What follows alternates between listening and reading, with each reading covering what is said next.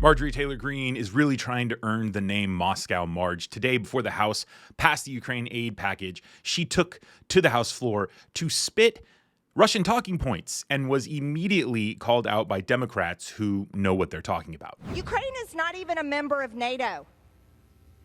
Ukraine is not a member of NATO, but the most important thing you hear in Washington, D.C. is, oh, we have to spend Americans' hard-earned tax dollars over to Ukraine and keep the money going to continue to murder Ukrainians, wipe out an entire generation of Ukrainian men so that there are widows, there are fatherless orphans, there are not enough men to work in their industries. Oh, but you really support Ukraine. Wow, what kind of support is that? It's repulsive. You know, shame on the American government. 2 minutes. Thank you, Mr. Speaker. I want to focus on one argument of the sponsor of this amendment, who's basically saying that if we pass this bill, we are advocating the killing of Ukrainians. That is a uniquely demented way of looking at this war.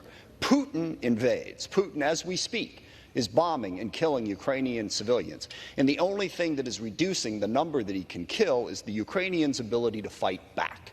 So to look at this from a pure Russian propaganda standpoint, they invade, they bomb, they kill, and it's our fault for helping the Ukrainians defend themselves. That is the argument here against supporting Ukraine, and it literally makes no sense. If you want peace, give the Ukrainians the strength to stop Putin. He is the one that will not come to the bargaining table right now because he thinks he's winning. He thinks he can go all the way to Kyiv. He thinks he can take the whole country.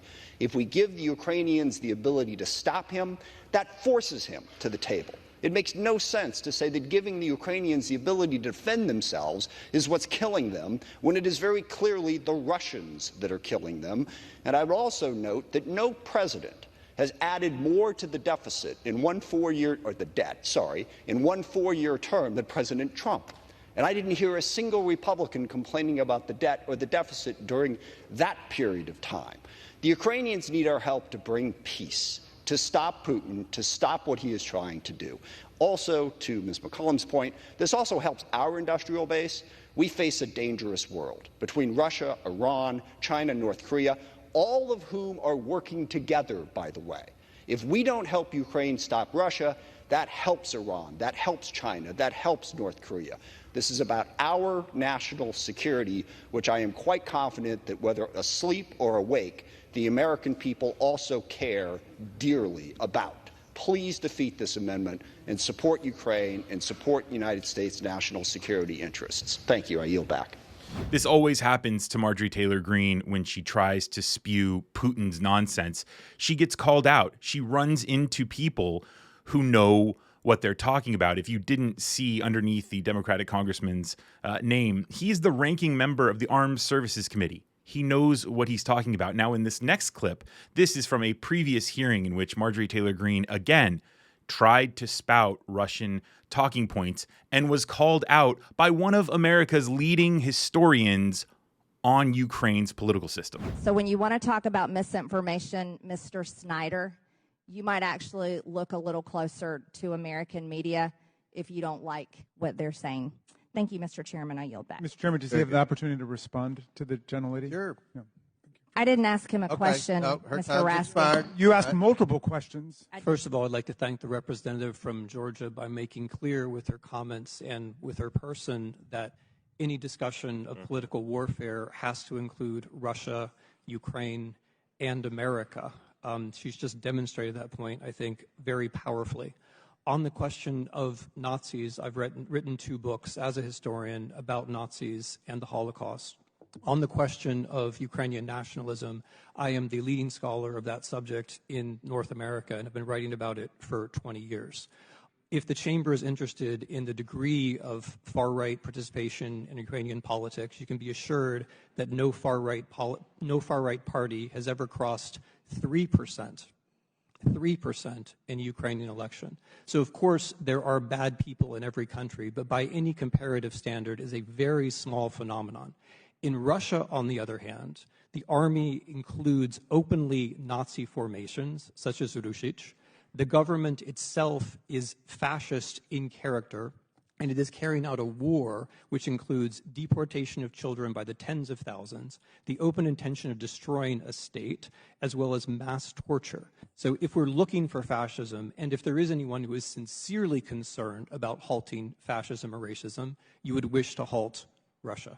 And while we have Marjorie Taylor Greene trying to gum up the process and screw over our allies and rip apart democracy, we've got people, the liberal consensus, who are out there doing the work that needs to be done. Now, Hakeem Jeffries took to the floor of Congress today to deliver what was truly a fantastic speech in the moment before the House passed the Ukraine bill.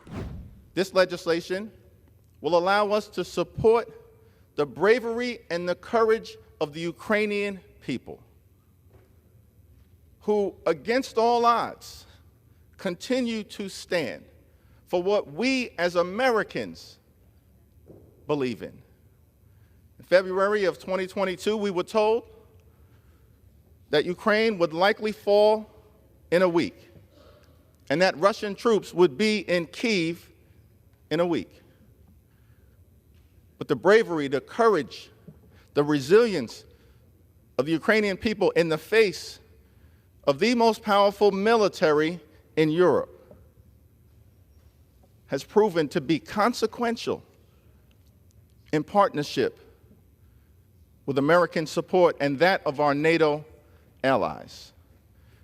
But the Ukrainian people have taught us something, that in the face of an incredible military apparatus that they were confronting against all odds, that when a people believe in freedom or liberty or democracy, that can overcome even the mightiest of militaries. And so we've seen them, despite the prediction that they would fall in a week, inflict more than 300,000 casualties on the Russian military, significant portions of the Russian Navy wiped out in the Black Sea, more than half the territory that had initially been seized by the Russian military recaptured by Ukraine against all odds. But the pro-Putin obstruction that has stopped this national security legislation from advancing to the floor until this point risks all of the progress that has been made, which is why it's so essential for us to do what is necessary to stand with the Ukrainian people. Let me close with this observation that this is a moment to choose. This is a moment to choose. We can choose democracy or autocracy. We can choose freedom or tyranny. We can choose truth or propaganda. We can choose Ukraine or Russia. We can choose Zelensky or Putin. We can choose a democratic ally or a sworn enemy. This is a time to choose. The American people have always stood on the side of democracy and freedom and truth, which is why we must stand on the side of the Ukrainian people. We will stand with the Ukrainian people today. We will stand with the Ukrainian people tomorrow. We will stand with the Ukrainian people until victory is won. All in all, a great day for the world, a great day for democracy. If you like these clips, be sure to subscribe to Reflect. My name is Brendan Plank. I will see you in the next video.